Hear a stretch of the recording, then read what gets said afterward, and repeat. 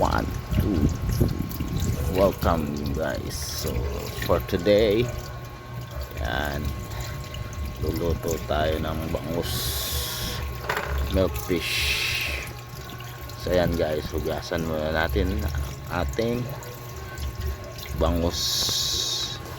So bale yan guys, pinalambot na muna natin. Inuna natin pala ang kanyang mga gulay para lumambot siya bago natin ilagay ang ating isda, kasi pag sinabay natin siya dyan, alam nyo na madudurog ang ating isda. So ayan, pinalambot na muna natin guys, saka natin inulog ang ating bangus.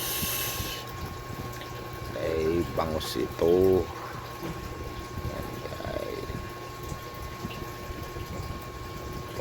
siya. Saka natin isasabay ang ating, alam nyo na, sabay na rin hindi natin pwedeng wala ang kangkong dyan guys. Syempre yan, lalagay na natin sinigang na bangus, sabay siya sa isda.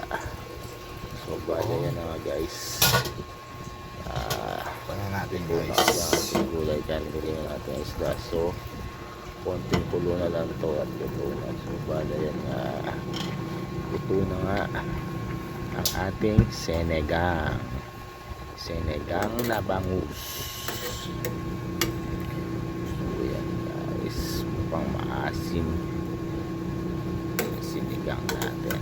Masarap kasi dyan talaga yung maasim. So bala yan nga guys, nakaluto na tayo at tayo'y kakain na din. So yan, ang favorite nating part ng bangus, ang aking kinuha, ulo with laman loob. So ayan nga guys, tingnan nyo, first bite natin, kumakalog galing dun sa tiyan ng bangus. First bite natin. So ayan guys, tikman natin. So yun na nga guys, tapos na.